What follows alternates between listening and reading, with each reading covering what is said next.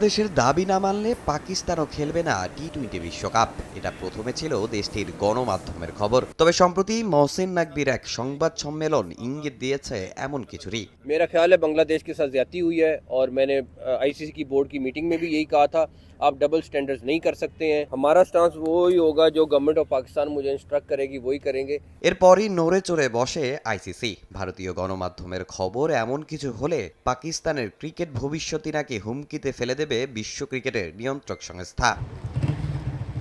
আইসিসির বিশেষ সূত্রের বরাতে গণমাধ্যমটি দাবি করে, বাংলাদেশের মতো আয়োজকদের বিপাকে ফেলে পাকিস্তানও যদি এবারে টি-20 বিশ্বকাপ শেষ পর্যন্ত বয়কট করে, তাহলে পিসিবির বিরুদ্ধে কঠোর পদক্ষেপ নেবে বিশ্ব ক্রিকেটের নিয়ন্ত্রক সংস্থা। তাদের ওপর জারি করা হবে একাধিক নিষেধাজ্ঞা।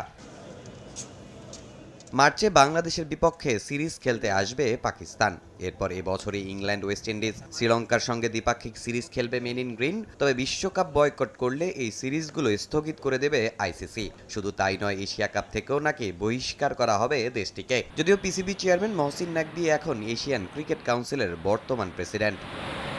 এখানেই শেষ নয়, সংবাদ মাধ্যমটি আরও দাবি করে পাকিস্তানের বিশ্বকাপ বয়কটের প্রভাব পড়তে পারে পিসিবির ফ্র্যাঞ্চাইজি লিগ পাকিস্তান সুপার লিগেও। অন্যান্য বোর্ডের সঙ্গে কথা বলে পিএসএল এর জন্য বিদেশি ক্রিকেটারদের ছাড়পত্র পাওয়া আটকে দেবে বিশ্ব ক্রিকেটের সর্বোচ্চ সংস্থা। ভারতীয় মিডিয়ার দাবি অনুযায়ী বোঝাই যাচ্ছে, বাংলাদেশের সমর্থনে বিশ্বকাপ বয়কটের ইঙ্গিত দেওয়ার পর পিসিবিকে এক প্রকার চাপের মুখে ফেলেই বিশ্বকাপে খেলাতে চাচ্ছে আইসিসি। কারণ শেষ পর্যন্ত পাকিস্তান যদি না খেলে, টিভি রাইটস থেকে শুরু করে টিকিট বিক্রিতে বড় অঙ্কের ক্ষতির মুখে পড়বে বিশ্ব ক্রিকেটের নিয়ন্ত্রক সংস্থা। এছাড়া এই গ্রুপে নতুন দল অন্তর্ভুক্তি করা নিয়েও জটিলতায় পড়বে আইসিসি। যদিও এসবে কোনো ভুরুক্ষেপ নেই পিসিবির, তারা অপেক্ষায় কেবল দেশের সরকারের সিদ্ধান্তের। পিসিবির এই অবস্থানকে সমর্থন জানিয়েছে বিশ্বকাপ স্কোয়াডে থাকা ক্রিকেটাররাও। তামিম হোসেন, সময় সংবাদ।